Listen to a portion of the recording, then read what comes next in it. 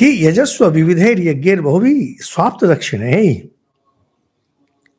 অনেক দক্ষিণা আদির যেখানে দান দক্ষিণা হবে এরকম যজ্ঞ অনুষ্ঠান করুন।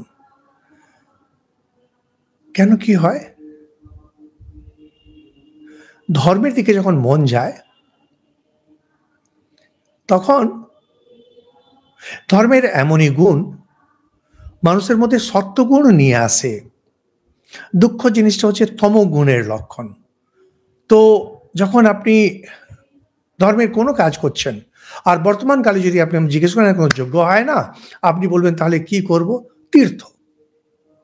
আপনার যদি খুব বেশি দুঃখ হয়ে থাকে, বিশেষ করে মৃত্যুজনিত, তীর্থে বেরিয়ে যান। আর একটু কষ্ট করবেন, ওই বড় বড় হোটেলে গিয়ে বুকিং করে একটা সেই এলাহি রাজার মতো খাচ্ছেন আছেন না, একটু কষ্ট করে একটু সাধারণভাবে থাকবেন।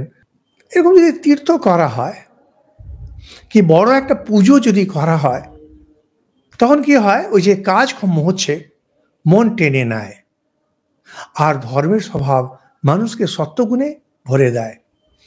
আমি দেখেছি, এই দেখবেন আপনারা, এই যে হিন্দুরা এটা জানবেন খুব সুন্দর, যে যখন কেউ মারা যান বাড়িতে তখন সেই বিভিন্ন ধর্মকথার বর্ণনা, পুরাণের বর্ণনা, বিশেষ করে গরুড় পুরাণের বর্ণনা করা হয়। গরুড় পুরাণের কোনো দরকারই নেই, ওটা ভাগবত যদি করা হয় অনেক ভালো।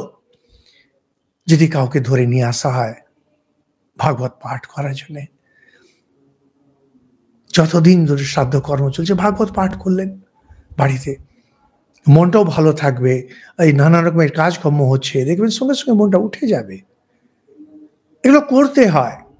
তো ভগবান বলছেন যুধিষ্ঠিরকে, যজ্ঞ করুন, বড় যজ্ঞ করুন যেখানে প্রচুর দক্ষিণা।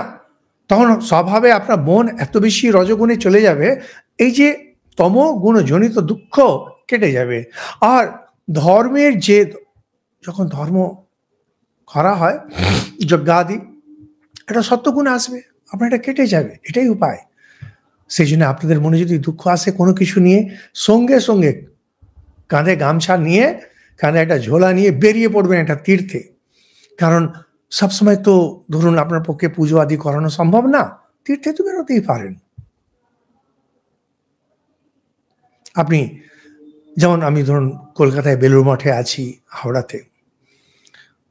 আপনারা যারা কলকাতায় আছেন তাদের বলতে পারি, সেরকম হলে একটা বাসে করে কি পায়ে হেঁটে যেখানে আছেন, যদি আপনি উত্তর কলকাতার দিকে আছেন